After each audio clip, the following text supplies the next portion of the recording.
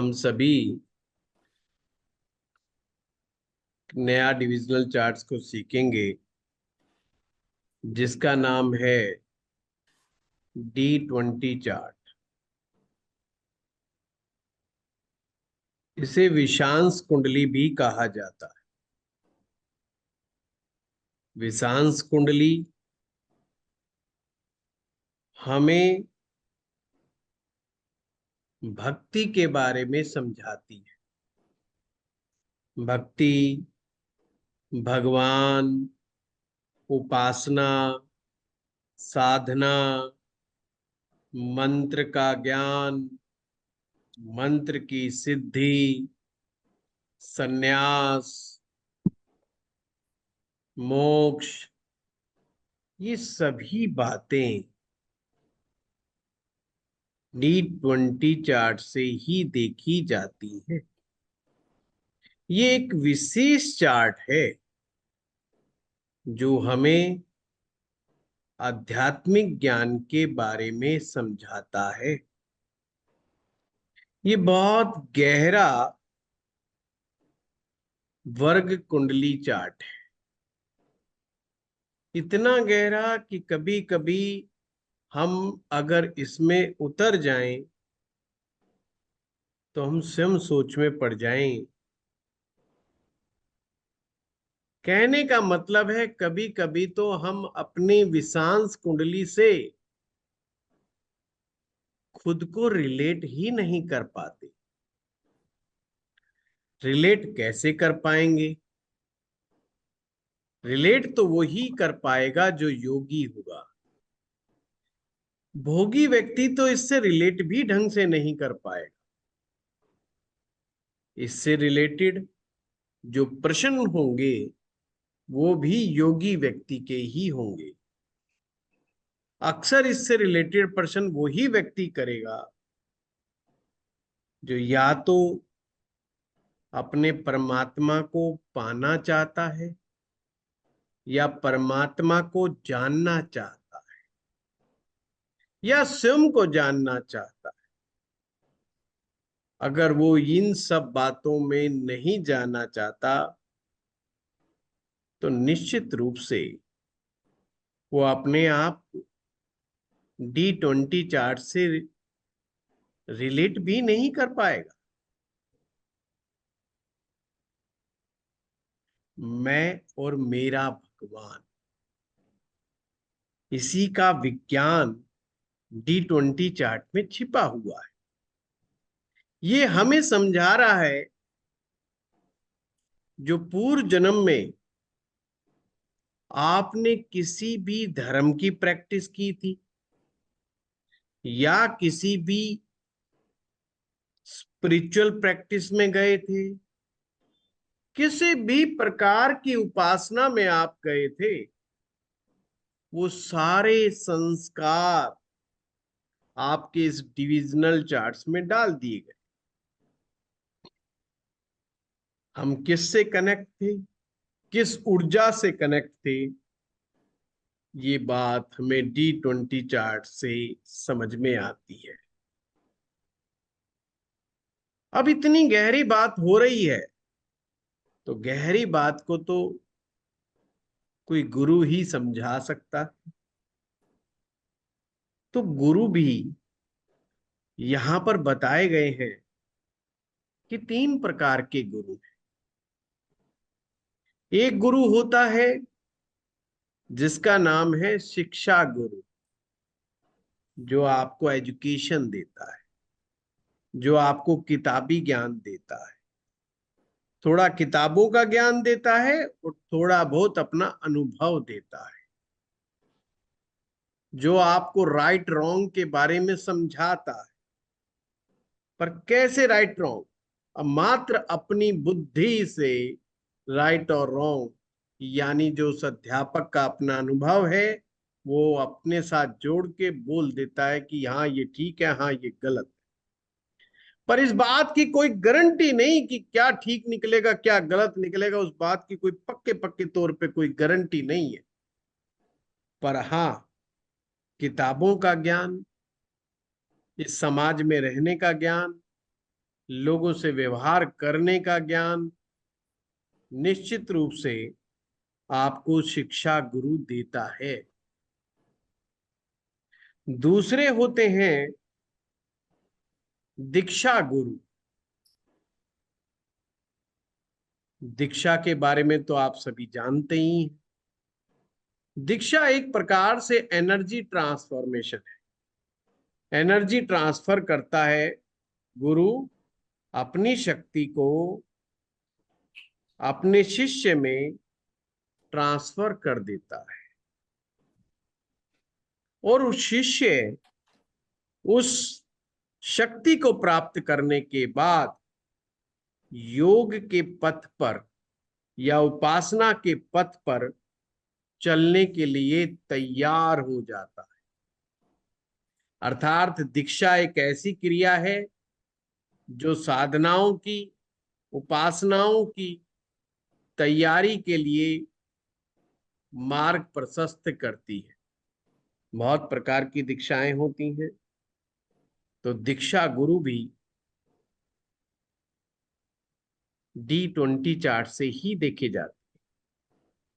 ये उसी प्रकार का प्रोसेस है, आपने कभी देखा होगा, जो बैटरी बिल्कुल डाउन हो जाती है, बिल्कुल डेड हो जाती है, कभी कभी बैटरी पड़ी पड़ी डाउन हो जाती है एकदम, तो आप उनको बुलाते हो कि साहब बैटरी डाउन हो गई, वो अपनी एक बैटरी और वो लेके आते हैं और कनेक्ट करते हैं, अपनी जो चार्ज बैटरी होती है उसके साथ कनेक्ट कर देते हैं, तो जो डिस्चार्ज बैटरी होती है वो भी चार्ज हो जाती है। बस, जो शिष्य डिस्चार्ज हो चुका है, गुरु अपनी शक्ति से उसको चार्ज कर देता है। ये गुरु दीक्षा है। हमारे अध्यात्म में, हमारे सनातन में गुरु दीक्षाओं का बहुत ज्यादा महत्व है और यहां तक कहा गया है कि हर व्यक्ति को अपने जीवन में दीक्षा प्राप्त जरूर करनी चाहिए।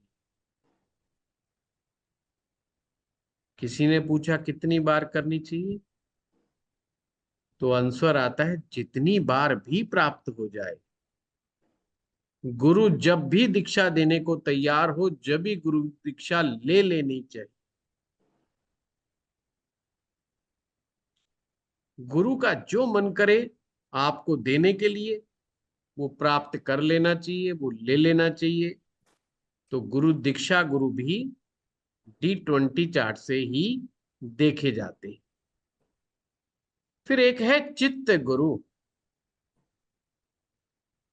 चित्त गुरु यानी आपका चित्त भी आपका गुरु है।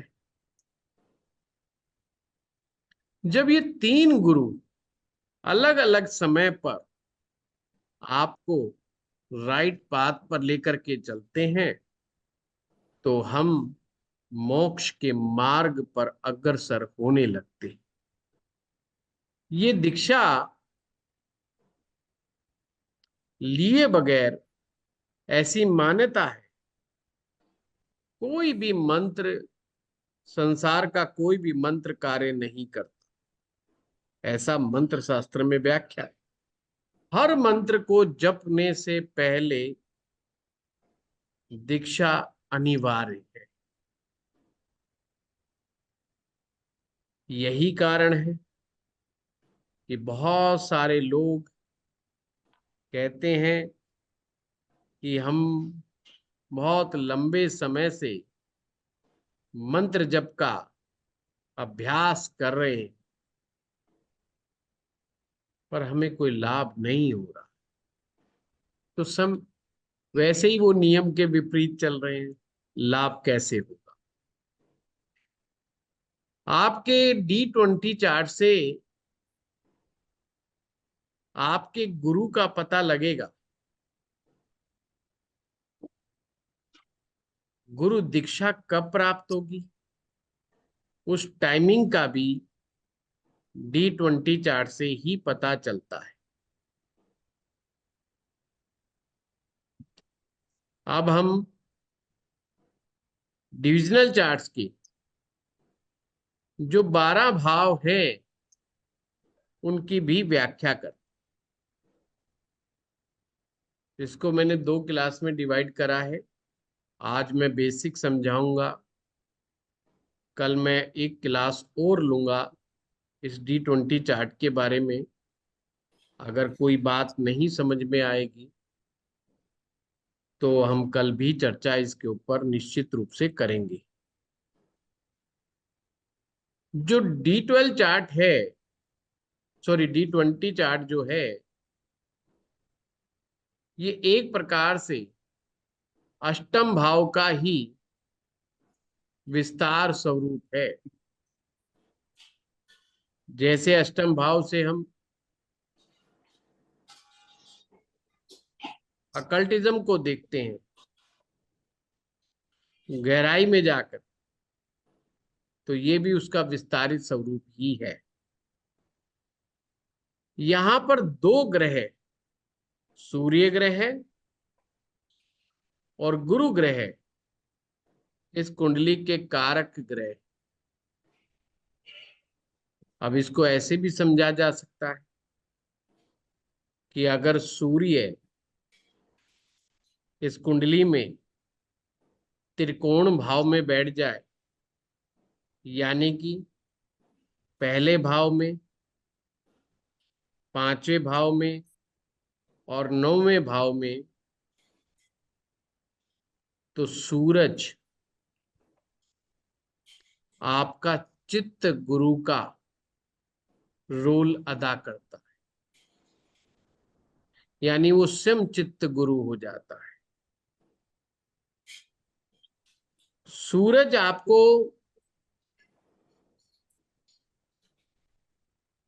राइट और रॉन्ग के बारे में बताता है कि साधनाओं में, उपासनाओं में, दान में, दक्षिणा में, अच्छे कर्म करने में क्या गलती हो रही है और क्या नहीं हो रही।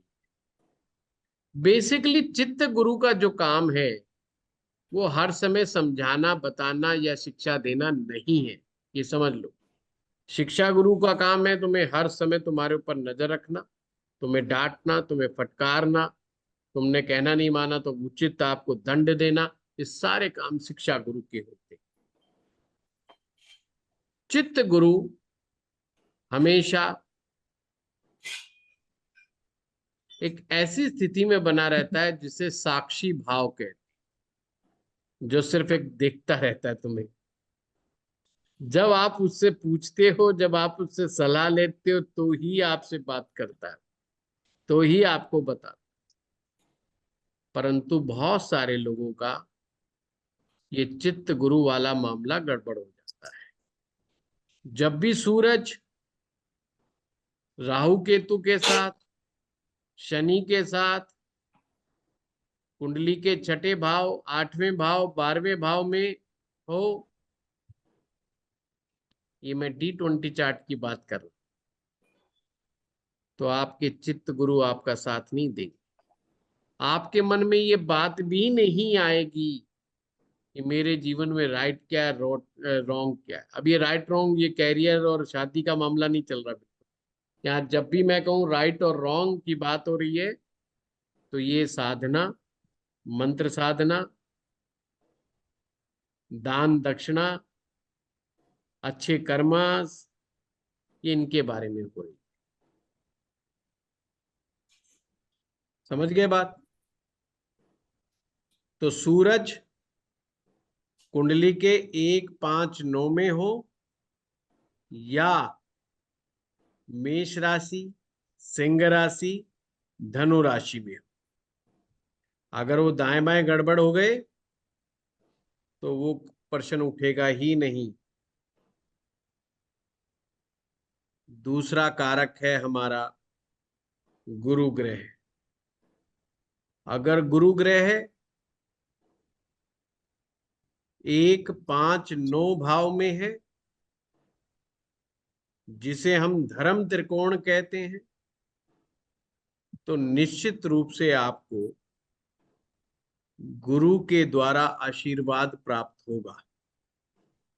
गुरु का आशीर्वाद प्राप्त होगा ही होगा। 1, 5, 9। अब किसी के अगर 1, 5, 9 राशि में है तो भी आपकी बात मानी जाए। पर यहां पर एक बात और है, अगर गुरु मोक्ष त्रिकोण में है, यानी कि 4, 8 और 12, चौथे भाव में, 8वें भाव में और 12वें भाव में, तो बहुत बहुत अच्छा, आपको निश्चित रूप से सामर्थ्यवान बलशाली गुरु प्राप्त होंगे, जिनका इम्पैक्ट भी आप पर बहुत ज्यादा होगा, बहुत ज्यादा आपकी लाइफ में असर होगा। अब आप कहेंगे जी कितना असर? बिल्कुल लाइफ में यू टर्न भी आ सकता है, कोई भरोसा नहीं। आप योग के मार्ग पे चल दो, भक्ति के मार्ग पे चल दो, सन्यास के मार्ग पे चल दो, मार्ग अलग अलग हो सकते हैं आप, पर गुरु अगर 4, 8, 12 में होंगे या 4, 8, 12 राशि में होंगे, तो निश्चित रूप से आपको बड़ा असर होगा। पर कुछ लोगों को D20 चार्ट से कोई लेना देना नहीं होगा। कौन से लोग? इसमें राहु केतु एक साथ ही होंगे। अगर राहु केतु काम त्रिकोण में आ जाएं, यानी कि 3, 7 और 11, अब जहां मैं ये 3, 7, 11 बोलूं, वहां पे 3 नंबर, 7 नंबर, 11 राशि भी अपने आप समझिए, ये भाव भी है और राशि में भी।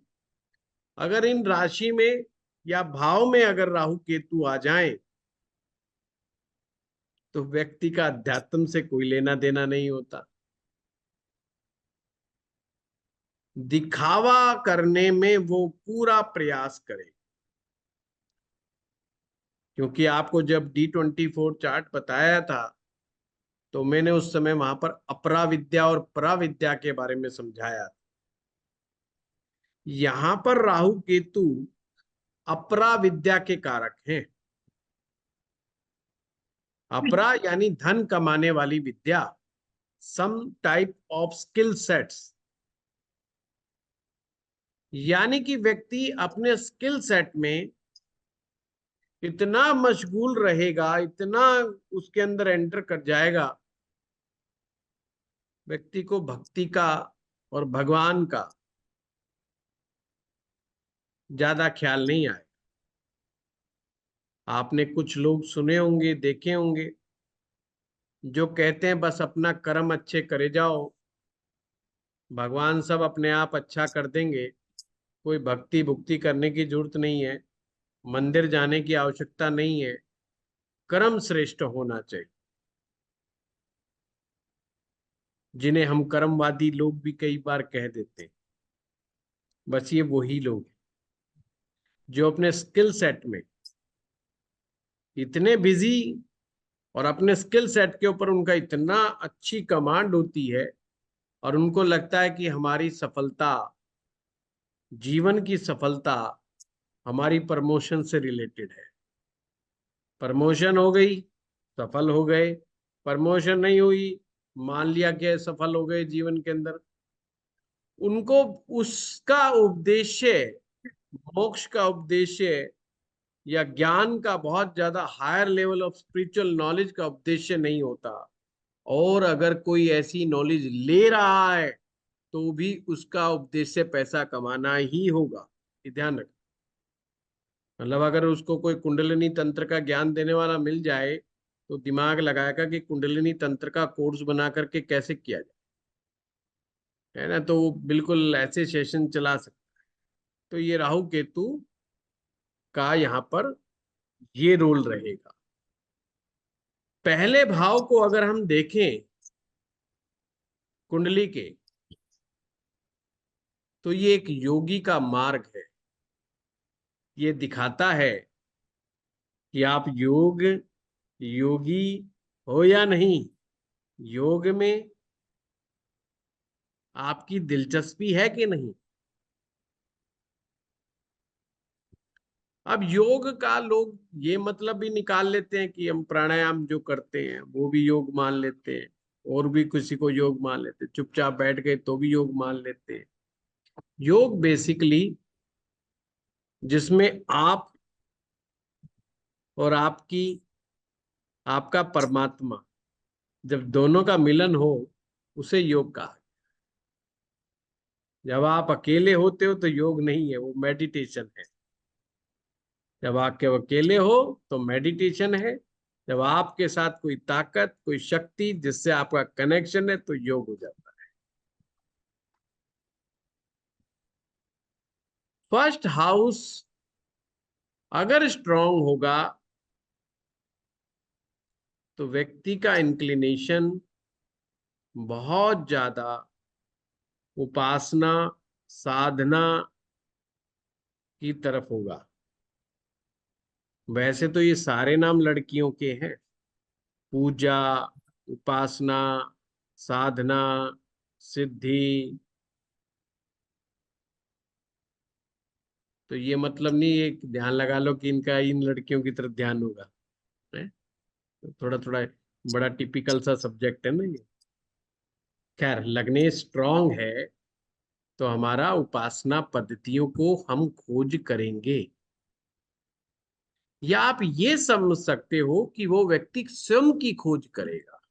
कई लोगों को ये बड़ा ख्याल आता है कि भाई मैं कौन हूँ, कहाँ से आया हूँ, कहाँ जाऊंगा, है क्या होगा मेरा, है ऊपर जाके मेरा हलवा बनेगा क्या, मेरे पकोड़े तले जाएंगे। तरह तरह के ख्याल आते हैं ना लोगों के दिमाग। तो सेल्फ, तो अक्सर जो है एक व्यक्ति भगवान से एक दिन चिल्ला करके बोलने लगा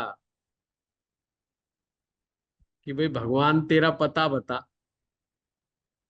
तो उसने कहा कि भगवान मुझे तेरा पता बता। भगवान ने मुझे मेरा ही पता बता दिया। ये वार्तालाप हो रहा भगवान और भक्त के बीच में। भक्त टेंशन में है, और जब भक्त को टेंशन होती है तो भगवान याद आते हैं। अष्टम भाव क्या है? भय है। और हम किसकी व्याख्या कर रहे हैं? अष्टम भाव की विस्तृत व्याख्या कर रहे हैं। एक प्रकार से हम भय से पैदा होने वाले हर चीज का इसमें व्याख्या कर रहे हैं। भय से ही भगवान पैदा होते। अब ये बात देव सोचने में बड़ी बुरी लगेगी। अगर भय ना हो, क्योंकि सबसे बड़ा भय तो मृत्यु का है, और मृत्यु के भय के डर के चक्कर में तो बहुत सारे भक्त बने हुए हैं कि भैया कोई भरोसा नहीं, कह रहे हैं नारायण जी वहां मिलेंगे, तो कम से कम हम ये तो कह देंगे हम आपकी पार्टी के हैं। तो कोई ने किसी ने हर किसी ने अपनी अपनी पार्टी बना रखी है कि कोई तो अपना वहां पर मिलेगा, अपना भी वहां पर, तो जो हमें बचा लेगा। तो ऐसी सोच के साथ हम लोग भगवान के साथ कई बार कनेक्टेड हो जाते हैं।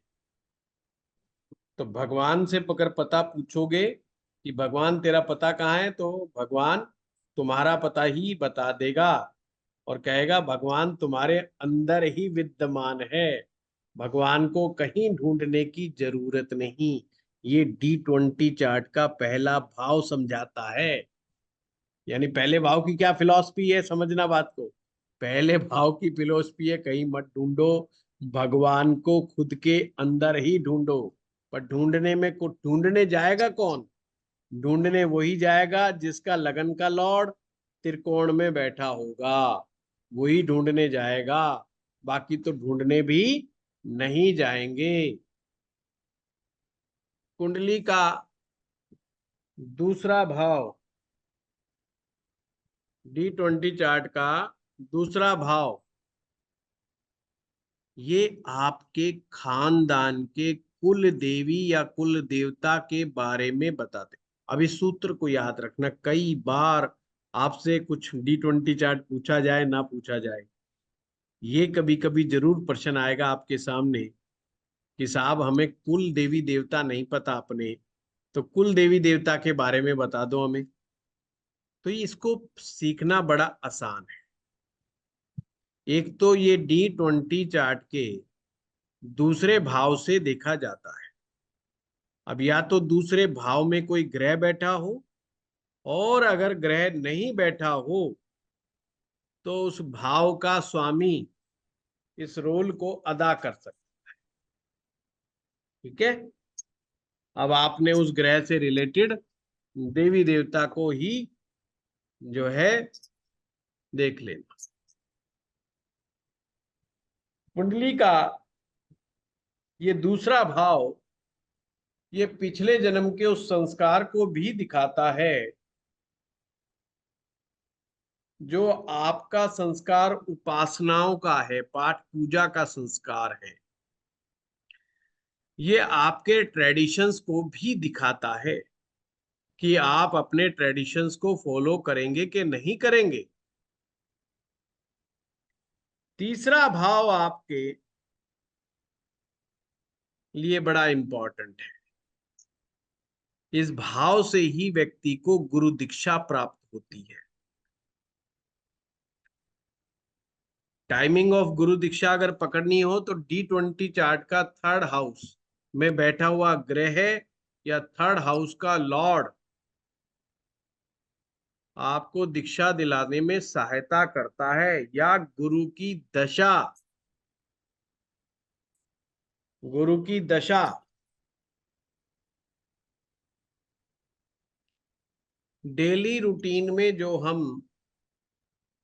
जो दिनचर्या बना लेते हैं पाठ पूजा करने की, वो भी तीसरे भाव से ही पता चलती है।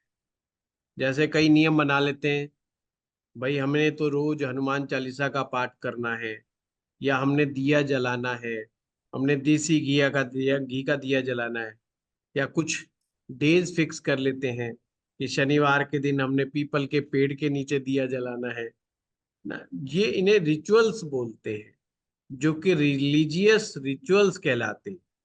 अच्छा, कई लोग नियम बना लेते हैं, एकादशी वाले दिन फलाने मंदिर में जाएंगे या फलाने तीर्थ स्थान पे जाएंगे, अमावस्या पर वहां जाएंगे। हैं, अभी लोग गंगा दशहरा था तो सारे के सारे पहुंच गए हरिद्वार ऋषिकेश। है, वहां ओवर क्राउडेड हो गया, गंद मचा दिया लोगों ने जा करके। तो ये सब चीजें आती हैं थर्ड हाउस के अंडर में। फोर्थ हाउस, फोर्थ हाउस ये भी बड़ा शानदार, क्योंकि ये मोक्ष त्रिकोण का पहला भाव है और भगवान के बैठने का स्थान इस चौथे भाव को ही बताया गया है। ये भाव आपको समझाता है कि आप में जब तक माफ करने की प्रवृत्ति नहीं होगी, जब तक बात नहीं बनेगी। सहन क्षमता जब तक नहीं होगी, लोगों को सहन करने की क्षमता, लोगों को माफ करने की क्षमता जब तक नहीं होगी, तो आप इस मोक्ष के मार्ग पर कभी भी आगे नहीं बढ़ सकते। तो देखो कितना प्यारा सूत्र दे दिया इसने, कि अगर कोई व्यक्ति चाहता है कि मैं साधना के क्षेत्र में, उपासना के क्षेत्र में भगवान के मार्ग पर आगे बढ़ूं, तो जिस दिन वो ये सोचता है और जब भी वो गुरु दीक्षा प्राप्त करे, उसी दिन अपने समस्त शत्रुओं को माफ कर दे।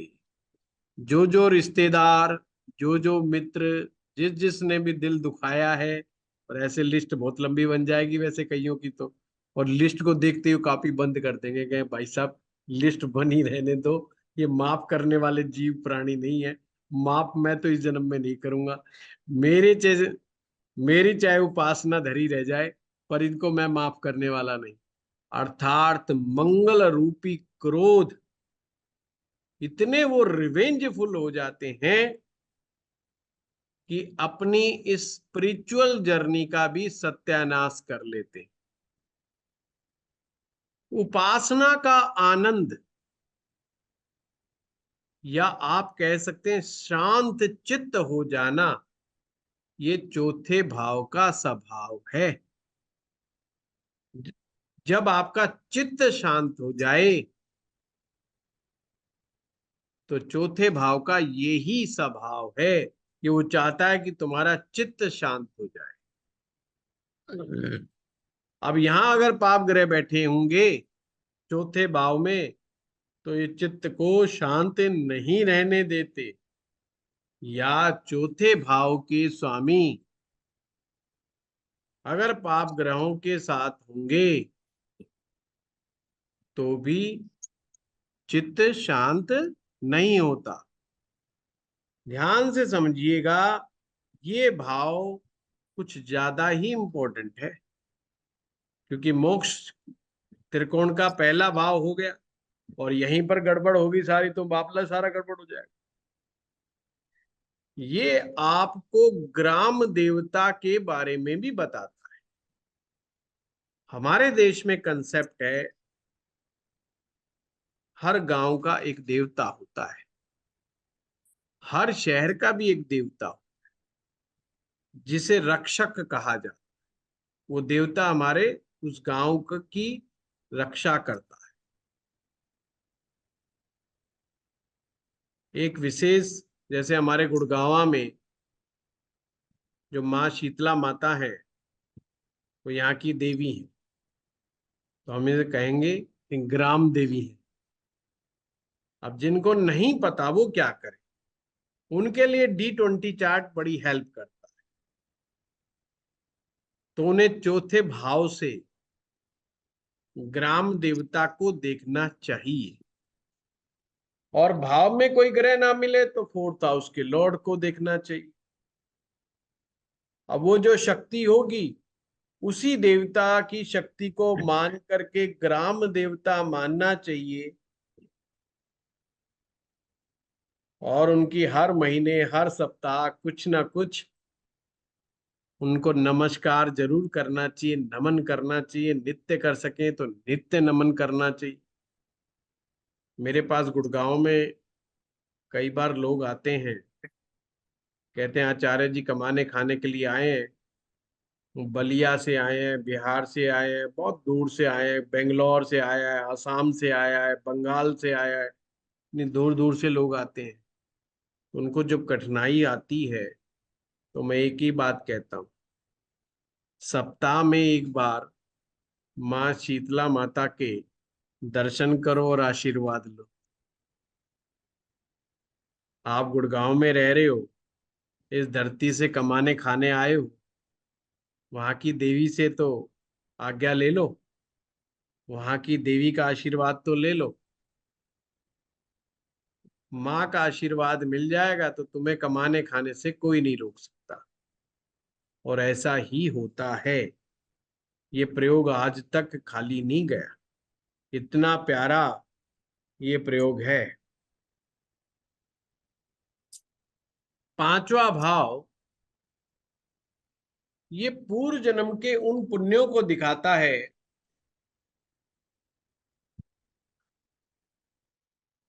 जो हमें इस जन्म में मजबूर करते हैं अच्छे कर्म करने पर। यानी हमारे पूर्व जन्म के अच्छे कर्म इस जन्म में भी हमें अच्छे कर्म करने के लिए मजबूर करते हैं। और यही भाव है, अगर ये स्ट्रांग हो जाएगा तो हमारे को जो हमारा गोल होगा उसको अचीव करवाने में इसका बहुत बड़ा महत्व है।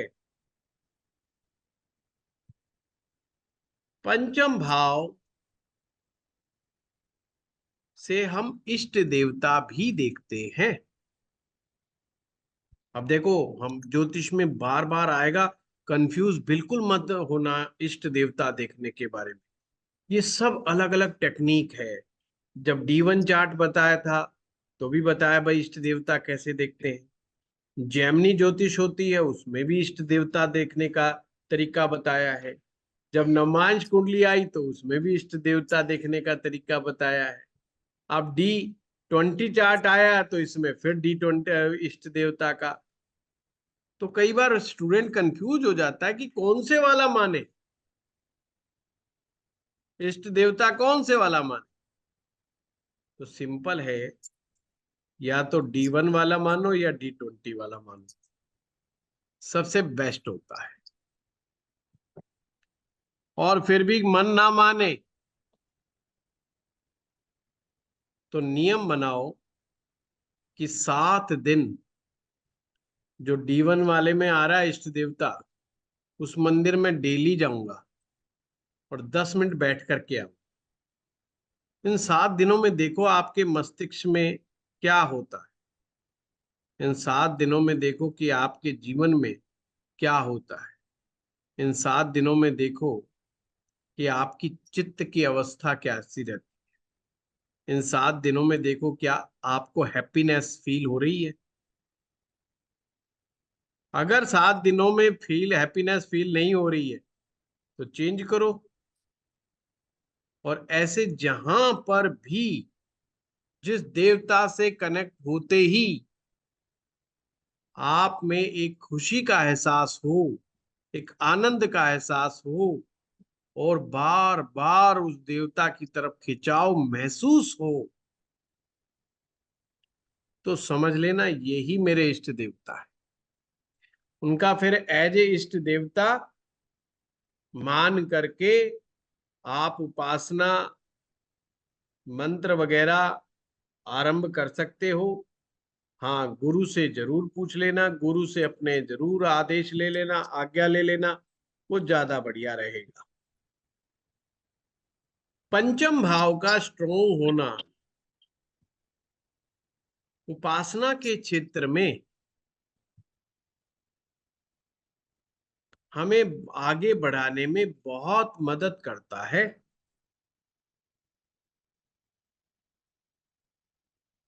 एक तरह से दान पुण्य भी हम पंचम भाव से ही देखते हैं। छठा भाव, छठा भाव ये पंचम का मारक भाव है।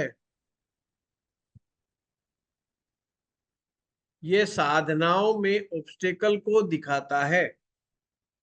जो उपासना होती है, जो उपासना करते हैं, मंदिर जाने का प्रयास करें या तीर्थ स्थान पे जाने का अभ्यास करें, प्रयास करें, तो उसके अंदर जो विघ्न आते हैं, बाधाएं आती हैं, वो सब छठे भाव से ही देखी जाती हैं। और इस छठे भाव को से दम लगा करके अगर कोई आगे निकल गया तो बेड़ा पार है। सप्तम भाव, सप्तम भाव ध्यान का भाव है। जितने भी प्रकार के ध्यान हैं सब सप्तम से रिलेटेड होते हैं। अर्थात सप्तम भाव में जो भी ग्रह बैठा होता है उस ग्रह की प्रकृति का ही ध्यान व्यक्ति को करना चाहिए। ये चौथे से चौथा है,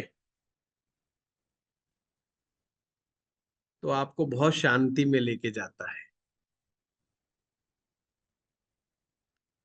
चौथे बारे के भाव के बारे में जो बताया था उसका असर सप्तम में ही देखने को मिलता है। और सिंपल सी बात है, अगर आप सभी लोगों को माफ ही कर दोगे तो चित्त तो वैसे ही शांत हो जाएगा। चौथा भाव फॉरगिवनेस को दिखाता है। सप्तम भाव में आकर के आप बिल्कुल शांति प्राप्त कर लोगे। इसीलिए इसे ध्यान का भाव कहा गया। अष्टम भाव ये समाधि का भाव है। अष्टम भाव ये समाधि का भाव है और ये मोक्ष त्रिकोण का दूसरा भाव है। पहला चौथा था, दूसरा आठवां है। तो ये सन्यास को भी इंडिकेट करता है।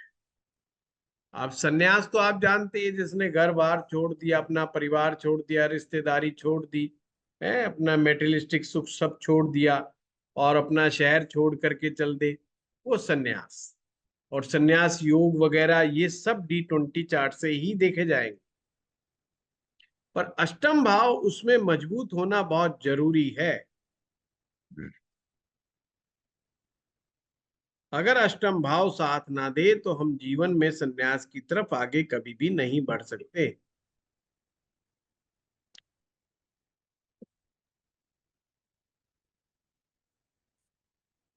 9वां भाव गुरु को, मंत्र जप को। अब देखो यहाँ पंचम से पहले हम मंत्र जप देखते थे, पर मंत्र जप यहाँ नवम से आया।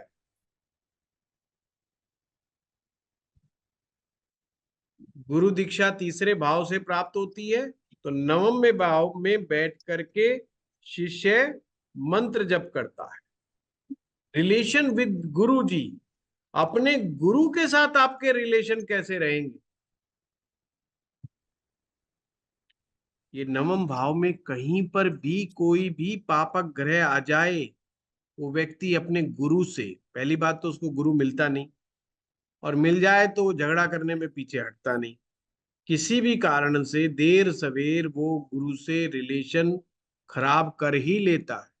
छोटे छोटे स्वार्थ के चलते, अपने अहंकार के चलते वो गुरु से अपना रिलेशन बिगाड़ ही बैठता है। ये धर्म त्रिकोण का लास्ट भाव है। 9वां भाव है ना, पहला पांचवा नौवां है, धर्म त्रिकोण का लास्ट भाव है। ये इसी स्थान पर बैठ करके शिष्य मंत्र जप किया करता है। ये दया भाव को भी दिखाता है, ये व्यक्ति के अंदर कितनी दया रही। जैसे फोर्थ हाउस फॉरगिवनेस का रहता है, माफ करने की कला को बताता है, और 9वां भाव कहता है भैया जब तक आप में दया भाव नहीं होगा, आप धर्म के मार्ग पर आगे नहीं बढ़ पाओगे। ये भाव अपने आप ही अपनी बातें बता रहा है D20 चार्ट। 10वां भाव, ये मंत्र सिद्धि का भाव। 9वां भाव मंत्र जप का था, 10वां मंत्र सिद्धि का है। 10वां भाव धैर्य का भाव भी है, उपासना में धैर्य। कई लोगों में इस धैर्य की कमी की वजह से ही वो किसी भी उपासना में नहीं सफल हो पाते। मतलब पूरा पूरा जीवन बीत जाता है, वो कोई छोटी मोटी उपासना पद्धति भी नहीं सीख पाते। मतलब अगर उन्हें गणपति पूजन भी करना पड़ जाए छोटा सा, तो वो गणपति पूजन भी नहीं सीख पाते। मतलब कोई भी छोटा मोटा प्रोसेस। और जिनका ये 10वां भाव अच्छा होता है, वो चाहे कोई भी स्पिरिचुअल प्रैक्टिस सीखे, अच्छे तरीके से स्पिरिचुअल प्रैक्टिस जरूर सीखते हैं। और आप तो जानते ही हैं, स्पिरिचुअल प्रैक्टिस सीखने में बड़े पेशेंस की जरूरत होती है, एकदम से नहीं आ जाता। ध्यान भी अगर हम करते हैं, तो ध्यान करने में भी कई बार चूक हो जाती है, और हम भाग जाते हैं, अरे हमसे नहीं होता, ये क्या कहाँ गड़बड़ में फंस गए हम, ये चीज अच्छी नहीं है, सब बढ़िया नहीं है, तो ऐसा कह के हम भाग खड़े होते हैं। अच्छा, योगा में चले जाएं तो योग नहीं सीख पाते। प्राणायाम सीखने बैठे तो 2-4 बार करते हैं, कुछ दिनों तक करते हैं, फिर छोड़ के भाग जाते हैं। अगर ये सब हो रहा है, तो D20 चार्ट का 10वां भाव देखना है। सिंपल, D20 चार्ट उठाओ, देखो 10th हाउस में कौन बैठा है, उसका लॉर्ड कहां पर बैठा है। हाँ, वही प्रॉब्लम क्रिएट कर रहा है, तो रेमेडी करो तो उसी की करो, 10th की। भाई यही सबसे बड़ी बाधा आ रही है। अगर यही थोड़ा सा धैर्य रख ले, तो हमें चीज प्राप्त हो जाएगी। यानी कि जितनी भी उपासनाओं की चर्चा चल रही है D20 चार्ट में, उसमें सिद्धि प्राप्त करने का, प्रसिद्धि देने का जिम्मा 10th भाव के पास में ही है। और अगर ये मान जाए तो सारी बात ठीक हो जाए। मंत्र की ताकत, मंत्र की शक्ति, जो मंत्र जाप कर रहे हो उसमें शक्ति कितनी क्रिएट होगी, होगी कि नहीं होगी, वो भी 10th हाउस ही बताएगा। 11वां भाव, ये रियलाइजेशन का लाभ है कि मिलेगा कि नहीं मिलेगा, तुम फीलिंग आएगी कि नहीं आएगी, भाई उपासना से फायदा हो रहा है नहीं हो रहा है। जैसे कई बार कुछ लोग मंत्र जाप करते हैं, बड़ा ब्लेस्ड फील करते, बड़े खुश रहते। उनको लगता है कि वाह, मैं ही हूं एक ऐसा जिसे परमात्मा ने चुन लिया है। और मंत्र जाप करने के बाद वो बड़ा असीम शांति को प्राप्त होता है, और उसके अंदर एक आंतरिक खुशी महसूस होती है। ऐसा फीलिंग 11वां भाव देता है। ये भी गड़बड़ हो जाए तो गड़बड़ है सारा। और ये लालच का भाव है, और लालच कई बार बहुत बड़ी रुकावट माना जाता है।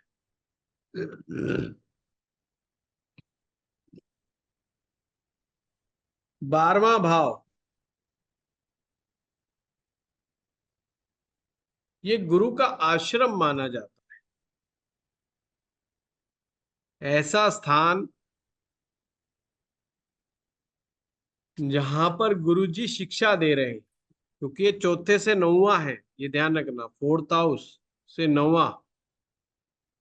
ये उस तरह के मेडिटेशन को दिखाता है जिसको करने के बाद अक्सर नींद का प्रावधान है।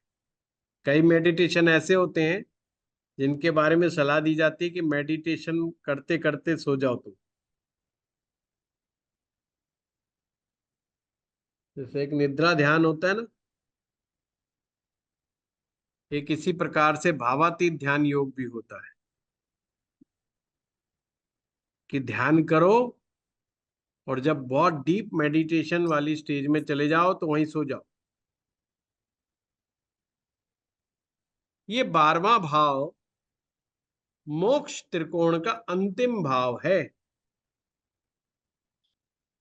यानी कि ये कह रहा है कि मोक्ष तो जब ही मिलेगा जब आपका ब्रेन मेडिटेटिव स्टेज का ब्रेन होगा। मतलब उस दिमाग को डेली मेडिटेशन करने का अभ्यास होगा। बिना मेडिटेशन के बात नहीं बनने वाली। अब इसे गहरी निद्रा कह लो या गहरे स्तर का मेडिटेशन कह लो, एक ऐसा मेडिटेशन जो जिसमें आप अपनी शुद्ध बुद्ध सब कुछ खो बैठो। मतलब आप जीवित हो या मर गए इस बात का भी एहसास मात्र नहीं रहता। बस श्वास आ रही है जा रही है, आप हो के नहीं हो इस बात का भी कोई अनुभव नहीं रहता। इस प्रकार के मेडिटेशन को किए बगैर मोक्ष की प्राप्ति असंभव है। ये 12वां भाव इस बात को इंडिकेट करता है। ये ज्योतिषी बनने की, कई लोग पूछते हैं कि हम ज्योतिषी बन पाएंगे कि नहीं बन पाएंगे। तो D20 चार्ट उसमें बड़ी सहायता करता है। अगर आप नवमांश से ना देख पाए तो आप D20 चार्ट से भी देख सकते हैं। सबसे पहले तो अपने चित्त गुरु को देखना होगा, यानी सूरज को देखना होगा। चित्त गुरु आपके स्वयं की खोज में आपकी मदद करते हैं। यानी एक अच्छा ज्योतिषाचार्य वही होता है जो सबसे पहले कहता है मैं कौन हूं। को हम जो कहता है। बात अलग है कि वो पाता है सो हम सो हम। को हम से सो हम की यात्रा करने को जो तैयार, तो वही यहां पर सूरज पहले पांचवें नौवें भाव में हो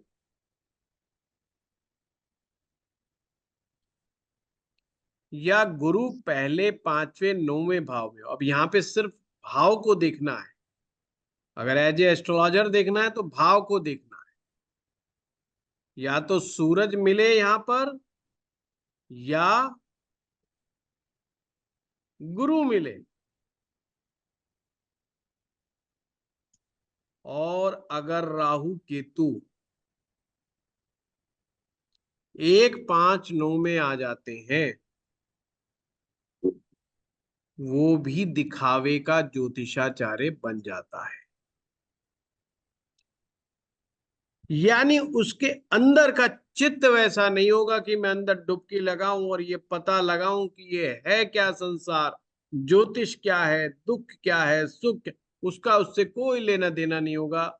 उसका दिन रात बस एक ही चित्त चलेगा कि धन कैसे कमाना है, सामने वाले को कैसे हम बेवकूफ बना ले, बस। उससे ज्यादा उसका नहीं चलता। तो ये बड़ा डीप गहराई वाली बात D20 चार्ट बताता है, जो कभी कभी तो हमें बिल्कुल गलत नजर आएगा। तो D20 चार्ट में ये मत कहना जी मेरे साथ ये आपने बोल दिया वो बोल दिया, नहीं, बहुत ही आंतरिक यात्रा है। इसमें कई लेयर्स हैं, और कई लेयर्स उन लोगों को ज्यादा समझ में आती हैं जो मेडिटेशन का अभ्यास करते हैं। थोड़ा थोड़ा संन्यास वाला गुण होता है उनके अंदर, ज्यादा ना हो, कुछ हो परसेंट होना बहुत जरूरी है। और जो शांत चित्त हो करके अपने गुरु पर श्रद्धा करके इस यात्रा को, अध्यात्म की यात्रा पर चलते हैं, उनको ये इस चीज की फीलिंग्स आने लगती है। और D20 चार्ट उन लोगों के लिए ही सहायक होते हैं, वरना आम जनता के लिए D20 चार्ट का कोई विशेष महत्व नहीं। 6 महीने में ही कोई एक आध बंदा आएगा जो कभी भूलों से, भूल चूक से कह देगा कि साहब मेरा देख लो, या मैं गायत्री मंत्र का जाप कर रहा हूं इतने साल से, मुझे कोई एहसास नहीं हो रहा, मुझे रियलाइजेशंस नहीं हो रहा, या हनुमान चालीसा का पाठ कर रहा हूं मेरे को रियलाइजेशन नहीं हो रहा है। तो उसका क्या कारण है? ऐसा कोई 6-7 महीने में आ जाए तो सबसे पहले तो उसे प्रणाम करे ज्योतिषाचार्य उठकर, क्योंकि ऐसे महानुभाव भाव आते ही नहीं है, है ना। तो ये D20 चार्ट है। कल भी हम आगे पढ़ने का प्रयास करेंगे, आप कहोगे तो, वैसे नहीं। अगर यहाँ तक ठीक है तो हम भी यहाँ तक ठीक है। ठीक है, हम नेक्स्ट चार्ट ले लेंगे। और आप कहोगे कि कुछ और समझना चाहते हैं तो हम फिर कुछ और पे बात कर लेंगे। हाँ वर्षाली जी, बताइए। म्यूट है आप, म्यूट। गर्मी बहुत हो रही है यहाँ, हमारा तो एसी भी जो है ना ऐसा ही काम कर रहा अच्छा। है। और प्रणाम ऊपर से तो मुझे इतना ये पूछना पसीना आ था। रहा है कि पूछो मत, एक जगह बैठना भी महाभारत हो रहा है। क्या बम्बई आ जाइए गुरु जी, यहाँ पे बारिश हो रही है बहुत तेज अभी। बरसात तो मैंने भी फोन किया कि यहाँ हरियाणा में भी कराओ, हरियाणा से क्या नाराजगी है। हाँ भेज दूंगी सर। हाँ बताइए। हाँ मुझे ये पूछना था कि अहंकार जैसे कई तरह के होते हैं, तो भक्ति का अहंकार जो सबसे ज्यादा घातक समझा जाता है, तो उसको कैसे देखा जाएगा कि हम में भक्ति का अहंकार आया है या नहीं? वो कैसे पता चलेगा? अपने आप को कैसे पता चलेगा? मुझे वो जानना है। बहुत अच्छा प्रश्न है। इसीलिए मैं वरुशाली जी की जो है बड़ी कदर करता हूँ। प्रश्न बहुत अच्छा आया आपसे। देखो वरुशाली जी, अहम कब पैदा होता है? पहले तो ये समझ लीजिए, जो भी व्यक्ति उपासना करता है, साधना करता है, अच्छे कर्म करता है, उसको इस चीज का अहंकार हो ही जाता है। पर केवल उस व्यक्ति को यह अहम ज्यादा पैदा हो जाता है जो कि उसको खराब करता है, जिसका शीश गुरु चरणों में नहीं होता। गुरु के चरण किस कार्य के लिए होते? सबसे पहले तो हम ये समझे, गुरु के जो चरण हमारे यहाँ पे जो है ना, एक बड़ी परंपरा है कि जो हमारे गुरु हैं उनके चरणों में हम अपना माथा टिका दे। माथा टिकाने की जो क्रिया, ये बहुत अद्भुत क्रिया है। ये अपने अहंकार को समाप्त करने की क्रिया है। चरण में कुछ नहीं है रखा ऐसा, पर जब हम अपना शीश, अपना माथा गुरु के चरणों में रखते हैं, तो ऐसी मान्यता है कि हमारा स्वतः ही सारा अहंकार समाप्त हो जाता है। और ये बात ठीक भी है। कभी हम खुद करके देखें, किसी के चरणों में अपना शीश जब नवाते हैं तो हम क्या कह रहे हैं? हम कह रहे हैं हम जीरो हैं, हम कुछ भी नहीं आपके सामने। हम सरेंडर करते हैं, समर्पण करते हैं हम। आप जानो, आपका काम जानो, हमारा शीश, शीश ही हमारा अहंकार है ना? यूं चौड़ा होकर के चलते हैं, मुंह फुला करके चलते हैं, यही तो उठाते हैं जब हम अहंकार से भर जाते हैं। तो वही टिका दिया गुरु जी के। और गुरु जी के चरण और किसी काम के आते भी नहीं। वो अपने शिष्य के अहंकार को समाप्त करने के ही कार्य को करते हैं। हमारे गुरु जी कहा करते थे कि शिष्य मेरे पांव दो ही काम गाते हैं, या तो शिष्य का अहंकार को तोड़ने में, या उसकी छाती में लात मार। दोनों ही चीजों में वैसे तो शिष्य का भला है, दोनों ही बारी में उसका अहंकार टूटता है, अहम टूटता है। और समय समय पर जो भी उपासना करता है, जो भी साधना करता है, उसका अहंकार टूटना बहुत जरूरी है। क्योंकि जो ये अहम होता है, और साधना का अहम तो बहुत ही बुरा होता है, बहुत गंदा होता है, पागल बना देता आदमी को, और सारी शक्तियां छिन बैठती हैं उसकी। वो 1 रुपया कमाता है, सबको बता देता है। कुछ कोई चवन्नी ले जाता है उससे, कोई अट्ठन्नी ले जाता है, कोई 10 पैसे ले जाता है, कोई 15 पैसे ले जाता है, और उसको उल्टा कर्ज में डाल देता है। और वो सोचता रहता है कि मैंने तो 1 रुपया कमा रखा है, 1 रुपया कमा रखा है। अरे पता ही नहीं, तो 10 रुपए तो घाटे में चला गया। दुनिया छीन छीन के ले गई तेरे भक्ति का अंश। इसीलिए तो कहा गया है कि किसी को अपनी भक्ति के बारे में ना बताएं, किसी को अपनी साधना के बारे में ना बताएं, किसी अपनी स्पिरिचुअल प्रैक्टिस के बारे में ना बताएं। केवल इस संसार में सोचे कि केवल एक ही व्यक्ति है इस संसार में जो बताने योग्य है, वो है आपके गुरु। अगर किसी और के सामने आप अपनी उपासना की चर्चा भी करते हो, अपने मंत्र की चर्चा भी करते हो, तो कहते हैं भाई मामला गड़बड़ है, कुछ नहीं, सब छिन जाएगा, सब समाप्त हो जाएगा। ये बहुत गहरी विद्या है, और इसको बड़ा छुपा के रखा जाता है, बहुत संभाल के रखा जाता है। ये छीननी नहीं चाहिए।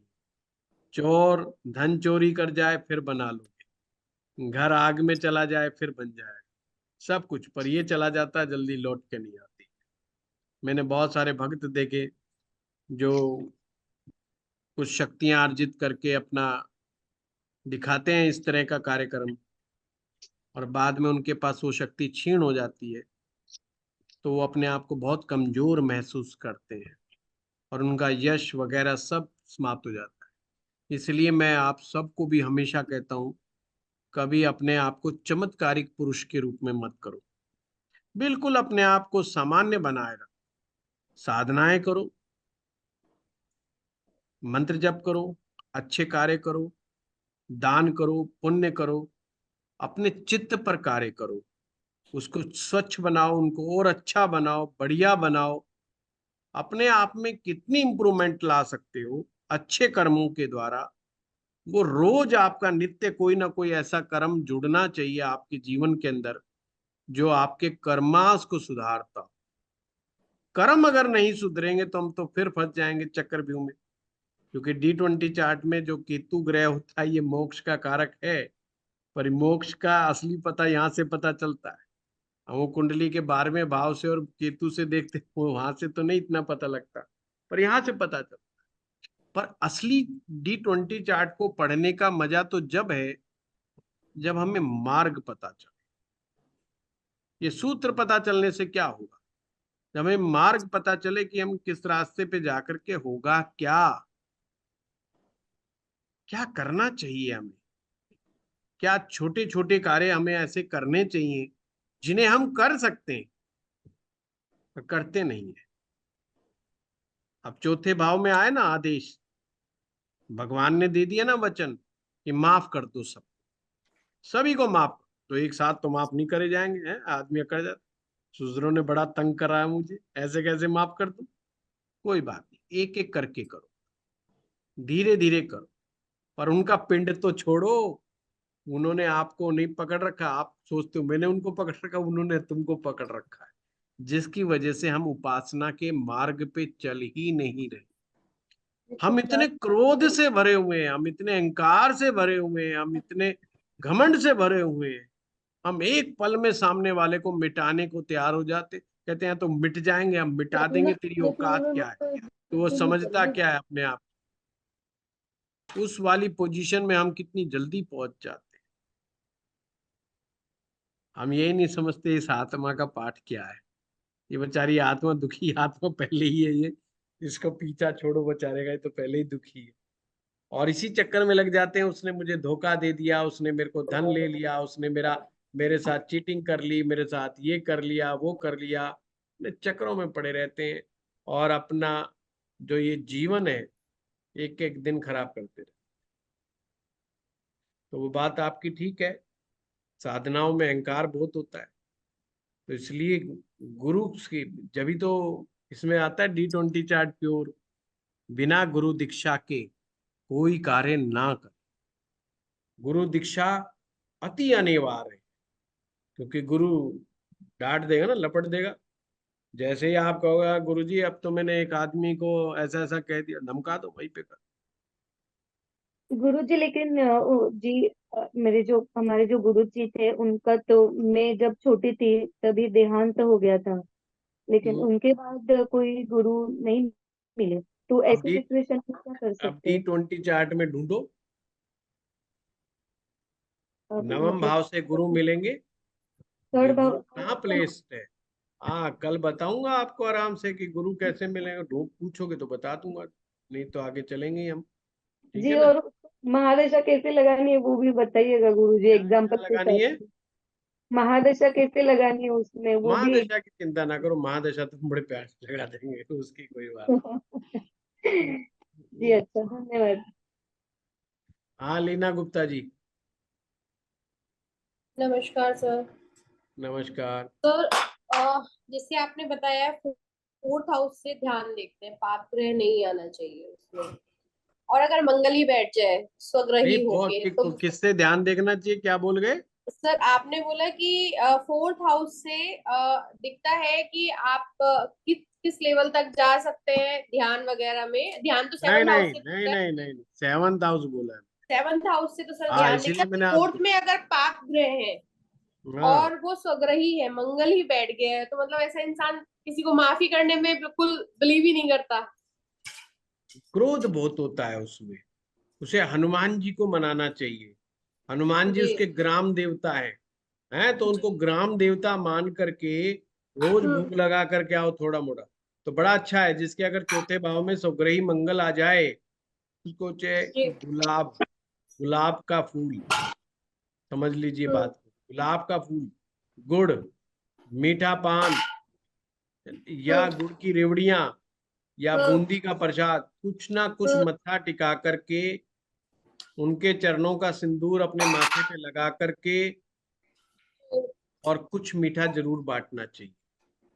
आप अगर कोई भी व्यक्ति 45 डेज तक लगातार करता तो उसका धीरे धीरे का क्रोध कम होता है, क्योंकि जब तक क्रोध रहेगा वो माफ किसी को नहीं कर पाएगा। जी। क्रोधी व्यक्ति माफ किसी को नहीं करता, वो रिवेंजफुल हो जाता है। और फिर क्या करना है हमने? हमने अभ्यास करना है प्राणायाम का। चौथा भाव D20 चार्ट के अंदर प्राणायाम का भाव, जितना जी। वो प्राणायाम को महत्व देगा डिसिप्लिन के साथ, उतना ही उसमें माफ करने की कैपेसिटी बढ़ जाए। ठीक है सर। और सर, जैसे ये सारे चार्ट्स हैं, इसमें जो लगन उदय होता है, इसका भी कोई मीनिंग होता है कि कौन सा लगन उदय ना हो रहा है? ना ना ना, बस ये है नहीं। कि लगन पे बैठा कौन है और लगने से गया कहाँ।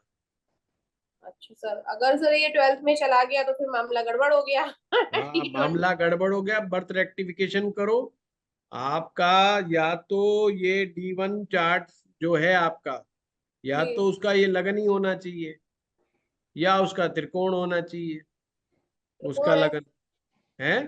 त्रिकोण है सर।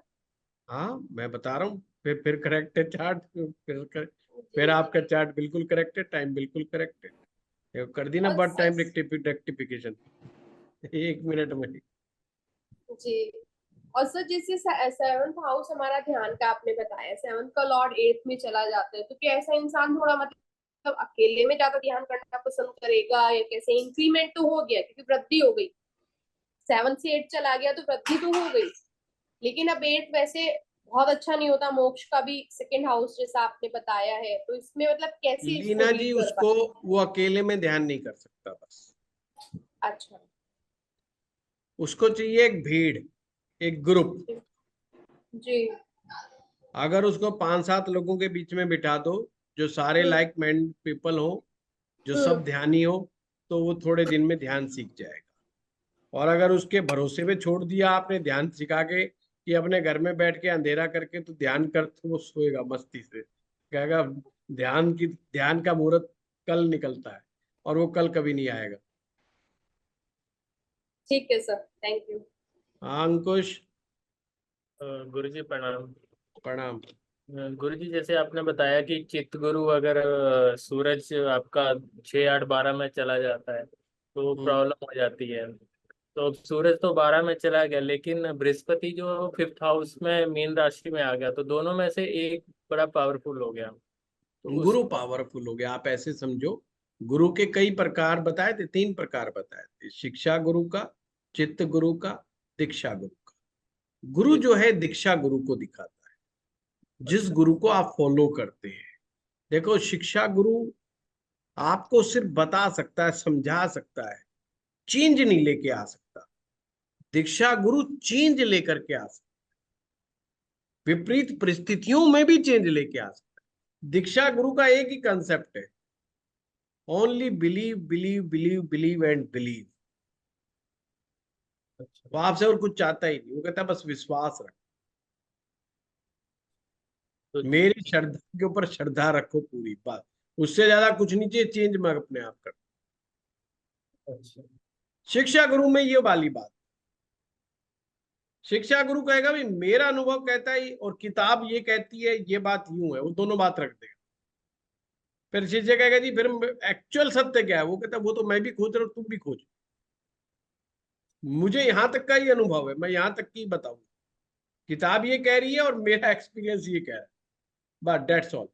दैट इज शिक्षा गुरु। जैसे शिक्षा गुरु क्या, आपको मोबाइल की शिक्षा ले रही हो आप, और आपका ये फोन है, उसने अगर ये मोबाइल बनाना सीखा है, इसकी रिपेयर सीखी, तो वो बेचारा इसी की बताएगा ना। अगर कोई ऐसा नया मोबाइल ला के टिका दिया उसके सामने, वो कहेगा भाई साहब ये मुझे खोलना नहीं आता, मैं तो इसके बारे में बता सकता हूँ। तो शिक्षा गुरु की कुछ लिमिटेशंस है, दीक्षा गुरु की लिमिटेशन नहीं है। तो गुरु एक को हम ऋत्विक कैसे? एक ऋत्विक गुरु भी होता है, जो दीक्षा गुरु से आदेश लेकर के वो भी आगे दीक्षा दे देता है।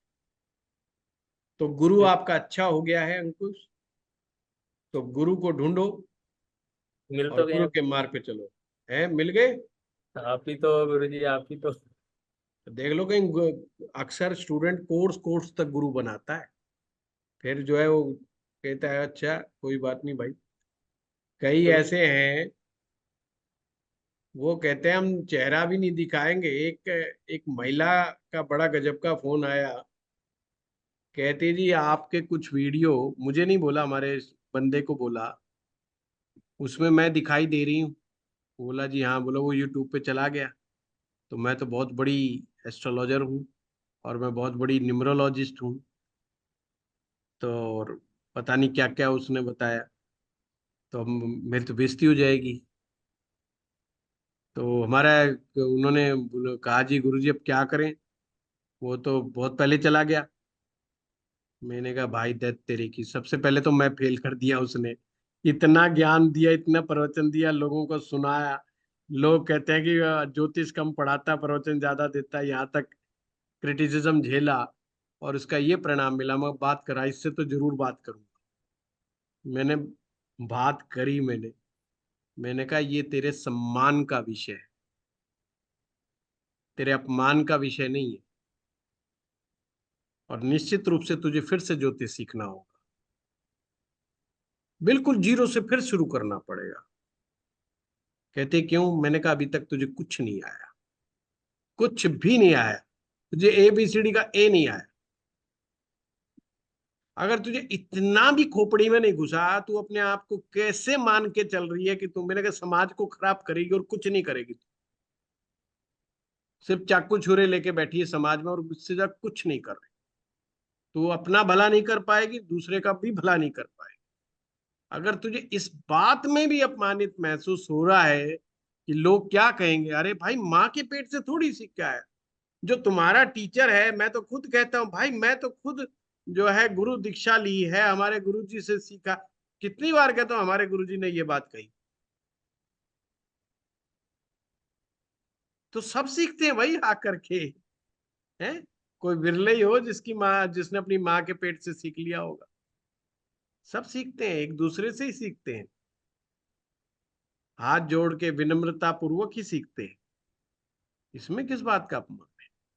तो केवल ये श्रद्धा का विषय होता है। और कुछ विद्यार्थी इतने अद्भुत हैं, मतलब कि कोई मेरे से 15 साल पहले पढ़ा है, कोई 18 साल पहले पढ़ा है, आज भी वो इतना सम्मान शो करते हैं। उनके द्वारा भेजे हुए लोग मेरे पास आते हैं, वो कहते हैं जी आप के तो बड़े गुण गाते हैं। कहते हैं ये हमसे नहीं होगा, हमारे गुरुजी से ही बात करो, जाकर करेंगे तो गुरुजी से ही करोगे। कुछ ऐसे लोग भी हैं, बड़े सम्मान देते हैं और उन्हीं का नाम बढ़ रहा है। देखो अंकुश, कमाल की बात, ये भी एक बात है, नाम भी उन्हीं का बढ़ रहा है, फिर कामयाब भी वही हो रहे हैं। कमाल की बात है, ये भी अद्भुत चीज ही देखी अब उनका आशीर्वाद है। की बात है। मैं तो ये कहता हूँ, जिसने 2 लाइन भी सिखा दी, धर्मेश मेहता जी हैं, ज्योतिष वो भी सिखाते हैं। उनका मैं एक बार वीडियो देख रहा था, उनके 2 सूत्र मुझे बहुत अच्छे लगे और वो सूत्र थे जिनका मुझे भी नहीं पता था। आप यकीन करना, मैंने अपनी टीम को बोला, मैंने कहा तुरंत मेहता सर को आप संपर्क करो और उनको हमारे YouTube चैनल पर भी लेकर के आओ। और प्रोग्राम शुरू होने से पहले मैंने उनको नमन किया और उनको बताया कि आपके 2 सूत्र मैंने जीवन में बड़े संभाल के रखे हैं और ये सिर्फ आपकी देन है। इससे पहले मुझे इनके बारे में नहीं पता था। उन्होंने मेरी भी तारीफ की कि मैं आपका प्रोग्राम देखता हूँ, बड़ा थोड़ा सा अलग तरह से आप बिल्कुल यूनिक तरीके से इंडिया में पढ़ा रहे हो। पर मैं वही बता, अरे भाई, उस व्यक्ति से हमने 2 सूत्र लिए हैं, इसको कहने में किस बात की शर्म। वो हमारे नहीं थे, वो तो हमारे उधारी हो गए भाई, और उसको हम नमन भी ना कर सके तो हम फिर इंसान किस बात के? 10 जगह कह भी ना सके। तो मैं हमेशा कहता हूँ भाई, जिनसे सीखा है उनको तो हाथ जोड़ो, कि दैविक विज्ञान है। गुरुजी चलिए। इसमें क्वेश्चन था सर, जैसे गुरुजी उसमें 4, 8, 12 की जो राशियां होती हैं, मोक्ष त्रिकोण की राशि, जो भी ग्रह उनमें बैठते हैं, तो वो उसका मोक्ष का मार्ग को इजी कर देते हैं या कैसे ना ना ना, ये उसको, गारंटी नहीं है, टप भी कर देते हैं, ये वो गड़बड़ भी धर्म कर देते हैं। हाँ, चाहे वो ये धर्म त्रिकोण में ही बैठे हो तब भी। हाँ, इसके स्टेप बनाने पड़ते हैं D20 चार्ट में ना, कि भाई पहला स्टेप D1 चार्ट में, D20 में ना फर्स्ट हाउस ही है। वो गड़बड़ हो गया तो जैसे अभी एक उदाहरण आया था ना, वो 12वें में बैठ गया था, 12वें में बैठना अच्छा है ही नहीं। लगन लोड देखेंगे उसका। हाँ, लगना लॉर्ड जो है वही गड़बड़ हो जाए तो फिर मतलब कहते पटरी, फिर पटरी से उतर गई गाड़ी, और उसको वापस लाना एक्सचेंज, बड़ा मुश्किल होता है। गुरुजी एक्सचेंज होके आ जाए तो लगन में तीसरे के एक्सचेंज हो साथ। जाए, एक्सचेंज में फिर भी संभावना बहुत होती है। ठीक है। धन्यवाद। हाँ गीतांजलि जी। हरिओम गुरुजी। हरिओम जी, अ, हरिओम। कल चाहिए गुरुजी, इस पे और क्लास चाहिए, इसमें और नॉलेज चाहिए। आपने पूछा है कि इंटरेस्ट है तो करेंगे, है इंटरेस्ट गुरुजी, कल नहीं, और एक लिख इस दे, पे मैं क्लास। बता दूंगा, कोई बात नहीं, ऐसी बात और गुरुजी सभी इसमें सभी ग्रहों के कुछ अलग अलग कारकत्व होंगे ना या ना नहीं? ना ना ना, ओनली पूजा पाठ पद्धति के मामला है और कुछ नहीं है ना।